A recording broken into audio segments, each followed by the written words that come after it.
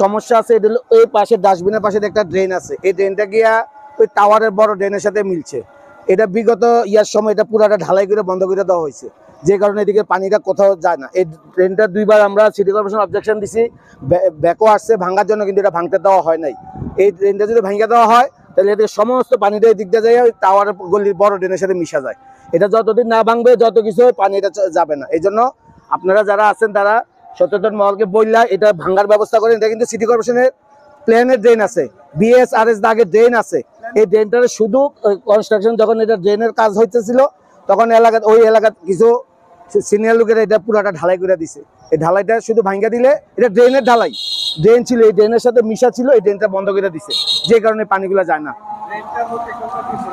না না না, এই যে ডাস্টবিনের সাথে ড্রেনটা, এই যে ডাস্টবিনের সাথে যে ড্রেনটা, এই ড্রেনটা এদিক দিয়ে গিয়া ওই টাওয়ারের বড় ড্রেনের সাথে লাগছে, কিন্তু এই ড্রেনটা এদিক থেকে ঢালাই করে দেওয়ার কারণে এদিকে পানিটা যায় না। আর রাস্তা এটা কে কন্ট্রাক্টর এদিক দিয়ে একটু কাজ করতেছে, পুরা রাস্তা এটা কালকে এই 2 দিনের বৃষ্টি ছাড়া সকল ঘরে ঘরে পানি আছে। বাসার ভিতরে যে মোটর আছে, মোটরগুলো অনেকগুলো জ্বলেও গেছে গা, কিছু কিছু বাসার ভিতরে জেনারেটর জ্বলে গেছে গা, শুধু এই পানির এটা বন্ধতার কারণে। ঠিকাদার কে কাজ করতেছে, এদিক দিয়ে একটু করে ওই দিক থেকে একটু করে, ড্রেন গুলো সব রাস্তা বন্ধ করে দিয়ে রাখছে, এই জন্যই সমস্যাটা। রাস্তাটার যে অবস্থাটা আসলে আজকালের না, এটা আজকে প্রায় 6 মাস ধরে এই অবস্থা। যখন বৃষ্টি ছিল না তখন ধুলাবালিতে মানুষের অবস্থা খুবই শোচনীয় ছিল। এখন যখন বর্ষা শুরু হয়েছে তখনই ড্রেনের কাজটা জাস্ট শুরু হলো।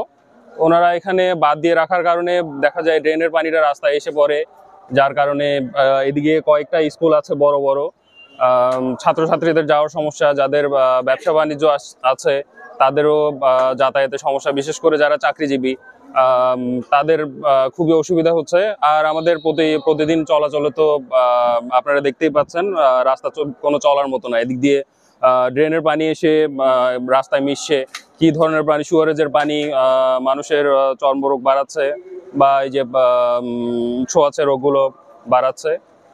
তো কর্তৃপক্ষের কাছে আমাদের এটাই আবেদন যে ড্রেনের কাজ তো করতেই হবে, সেটা যাতে বর্ষা সিজনটা এড়িয়ে চলা যায় আর আমাদের দুর্ভোগটা যত তাড়াতাড়ি কমানো যায় আমরা সেই অনুরোধই করছি।